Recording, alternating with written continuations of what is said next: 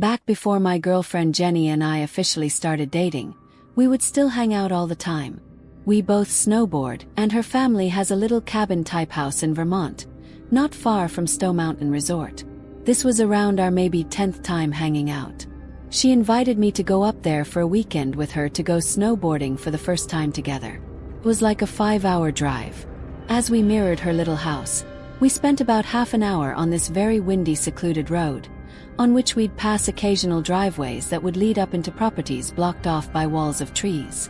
We were way up there in the mountains. The sight of other cars by this point was something to behold. It really felt like we were alone up there. A lot of the driveways didn't even have tire marks in the snow, meaning even a lot of the houses were void of people. Jenny told me that's because a lot of the houses here were owned by people out of state, just like her situation. I was going like 30 when she yelled at me to slow down. It's coming up, so I hit the brakes, and this little opening in the trees that I otherwise would have missed came up. We drove this narrow trail in 4-wheel drive, which led to the small house covered in snow. It looked incredibly cozy. We parked, and first thing we did was turn the heat on in the little house. We unloaded our stuff inside, and since it was already getting dark that night, we just cooked some of the food we packed for dinner and watched a movie. Pursuit of happiness, actually. So the house had just about everything. Heat, electricity, except running water. Her family had jugs and jugs of water for important things like washing hands and plates and stuff, but there was no working toilet. So she told me we had to use the outhouse outside. I only had to go pee that night, so I just went out to the front deck and peed into the snow. It was also snowing out that night. We fell asleep at some point during the second movie we watched, and we woke up pretty early to our phone alarms. We wanted the freshies on the mountain. We started getting ready to drive up to the ski resort after breakfast. I had to go out to the outhouse though. I ran out to the outhouse in my shoes and my feet started to freeze. On my way to the outhouse though, I saw footprints in the snow. They were kind of big, but I couldn't tell if they were boot marks or animal prints. I followed the trail, and it actually wrapped around the house and then went into the woods. I called Jenny outside and she came to look and said it was probably a black bear since they're everywhere up here. So I went, did my business, and we set off to the ski resort where we had a good 8-hour run. Afterwards, we stopped at a diner to eat and then went back to the house. By this point, it was pitch black outside and snowing again. We set up a fire and got the heat on full blast and started blasting some music. We started to drink, and eventually I had to break the seal and pee.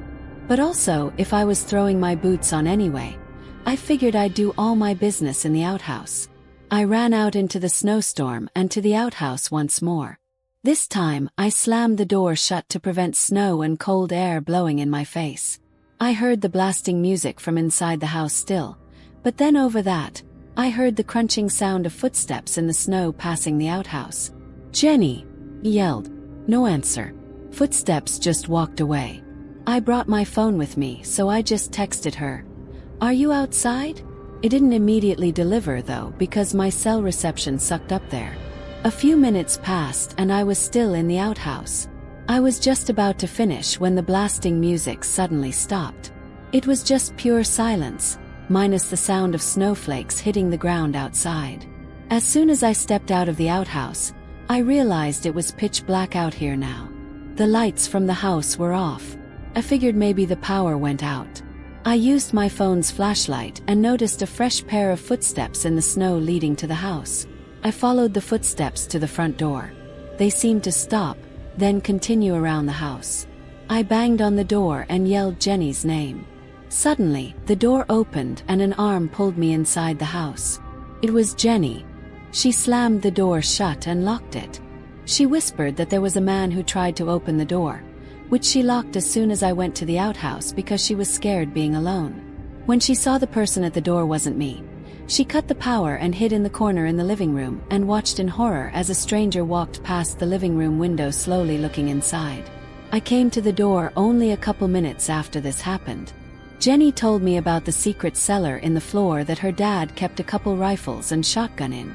Navigating in the dark, I found the handle to it and lifted it open. Now using my flashlight, I climbed down the little ladder and grabbed one of the guns off the wall. We then waited on the couch in the dark, afraid to turn the lights back on, exposing ourselves to whoever was out there. The closest neighbors were not a short walk. Jenny said it wouldn't have been any of them, and odds are they weren't even in Vermont right now. Once again, the only sound was the sound of snowflakes hitting the ground outside, until the sickening sound of footsteps in the snow outside returned. I took the loaded gun and marched to the front door, opened it, and shot like 3 rounds into the air, screaming. The footstep sounds were gone. I'd imagine they ran off, and the sound of the shots echoing into the air masked the sound of the footsteps running away. We left the next morning under the recommendation of her father, who said it's best to not be there at the moment. They don't really have anything they're worried about being stolen, so we just got the hell out of there the next day. At least we got our full day of snowboarding in. That horrific night was definitely an experience, to say the least.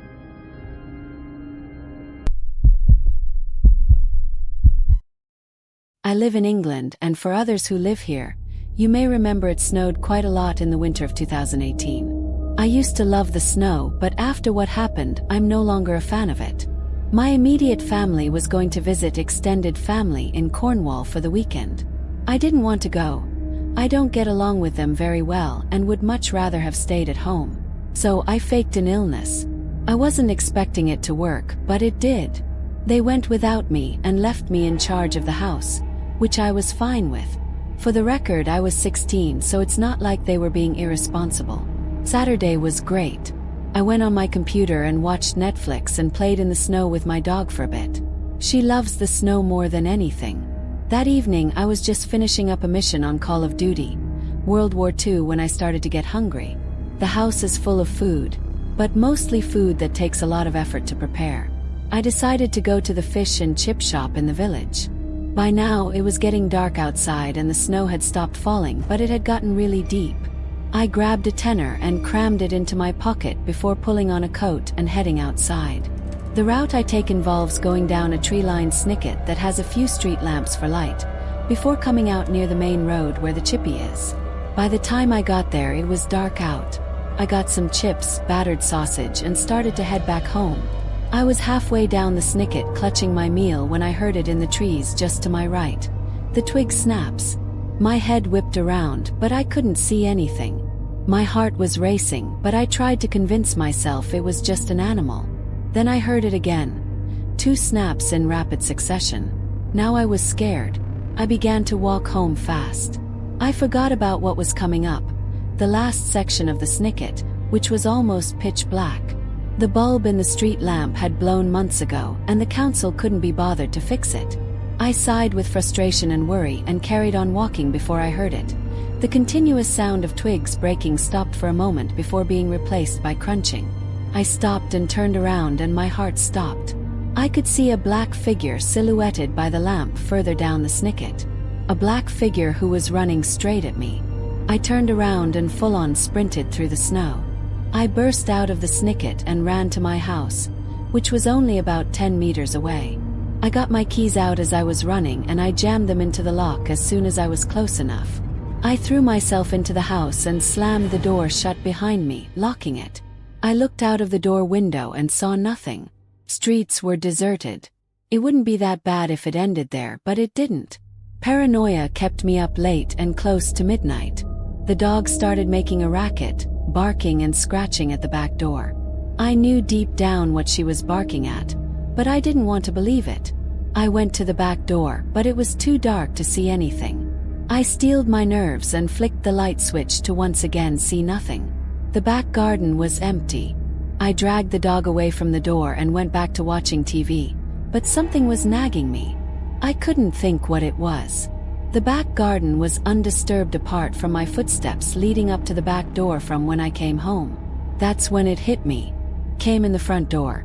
My veins turned to ice, and as I walked to the back door, I realized something was very wrong. Could feel cold air on my face. I walked around to it and stopped dead. It was wide open. The build of my house gives 3 different options when you enter the house. The living room where I was, kitchen, or stairs. As I slowly backed into the wall, I heard a light but clear thump upstairs. With that, I grabbed the dog, grabbed my phone, and ran straight to the neighbors. And due to it being midnight, I rang the bell about 10 times before getting a response. They were furious about being woken, but when I told them what was going on, they let me straight in. The police took about 40 minutes to arrive because of the snow that was once again falling heavily. And when they did come, they did a thorough search of the house. They found nothing. The footsteps were all filled in by the snow, but the CCTV showed a figure running straight out of the back door soon after I left and hopping the fence at the end. They disappeared into the woods behind my house. It kills me to know he's still out there and that he knows where I live. I'm sleeping more steadily now and we have a new lock on the door. And for a while I was constantly worried for me and my family's safety.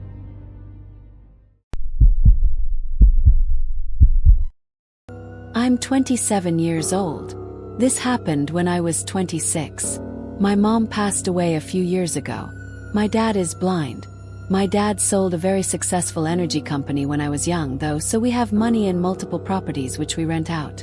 Obviously, I have to do my part in helping out given the circumstances. I help manage most of the properties. My dad lives in his one-story condo about 10 minutes away from us. The condo was walking distance to the village, which has grocery stores and anything he could need. My sister Katie and I live in the house that we all used to live in together as a family. Our dad gets by himself with basic things like shopping and taking care of himself, but we have to bring him to further away things like doctor visits and whatever he can't walk to. This happened during a winter storm. Katie was at her boyfriend's house half an hour away from home, so I was home alone. The snow was coming down heavily and I thought to call my dad and check in on him. He has a landline phone because that's easier for him to use rather than a smartphone. He does have a smartphone, but he's stubborn about using it sometimes. When I called, it rang 4 times then went to voicemail. So I called again and the same thing happened. Normally, he would rush to the phone to call back whenever we call. So I waited a few minutes before calling one more time. When I saw he wasn't calling back, it once again went to voicemail. I left a message asking him to call me back. I called Katie asking if Dad said anything about going out in this weather, and when she said no he didn't, that's when I got worried. I didn't like the idea of him being out in a blizzard, so I drove over to his condo. The roads were so bad that there were hardly any cars on the road. My phone kept vibrating, giving a winter storm advisory warning. These were no conditions for my dad to be out walking around in. As I pulled up to his condo, I did notice footprints in the snow going both ways, indicating he must have gone out and just gotten home. I knocked on the front door and yelled, "Dad, it's me." And a few seconds later, the neighbor's wife, an elderly woman named Hannah Laura, opened her door and said hello with a smile, telling me her husband just gave my dad a lift to the store a few minutes ago. We talked for a minute, then I thanked her as she closed her door. I figured I might as well let myself into my dad's condo to wait since I was already here. Naturally, before looking for my key, I tried twisting the doorknob and, to my disappointment, it opened the door. My dad didn't lock the door again. I told him so many times to stop doing this because one day someone would break in, even if we live in a nice area. I shut the door behind me, but then I noticed something peculiar. There were melted snow tracks on the wood floor leading past the living room to the little hallway which leads to my dad's room. "Dad!" called. Did he get home just before I got here? But that wouldn't have explained Hannah Laura's husband not having returned yet. Well, maybe it could have. Maybe he dropped my dad off and then ran his own errands. These were the thoughts I was having as I was slowly following the tracks. I called Dad one more time, this time louder. I didn't hear the shower running, so why wouldn't he be able to hear me? Something wasn't right. He would have answered. I started calling my dad's cell number and I heard it in the bedroom down the hall. Maybe he was home. I went down the hall into my dad's empty room. He wasn't there. I saw his phone vibrating on the nightstand next to his bed. I looked at the ground and saw the melted snow tracks lead to his bathroom in his room. The door was closed. I went over to knock on it and said, "Dad," one final time. No response. I slowly opened the door and the bathroom was empty, but there was something unusual I noticed right away, and that was the shower curtain. It was pulled shut. My dad always leaves the shower curtain pulled open. I know this for a fact. On top of this, the door being shut was also unusual. He leaves all doors and such open to make navigating easier for himself. I looked at the shower curtain for moments, then closed the door, walked to the front of the condo, shut the door and called 911. I waited in the front of the condo, the only entrance and exit. Police showed up surprisingly quickly given the conditions. We went back inside of the condo together and right into my dad's room, where we saw a man sitting on the bed with his hands in the air, as if he knew we were coming and he waited there.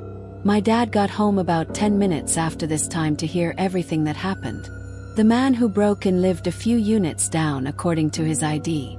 That meant this man had been keeping an eye on my dad and his place for a while with plans to break in and rob him. You think I learned where the saying "rob him blind" came from after this? My dad, being the kind soul he is, didn't even want to press charges, but we persuaded him to hire a lawyer. The man was charged with third-degree burglary and he's still in jail to this day.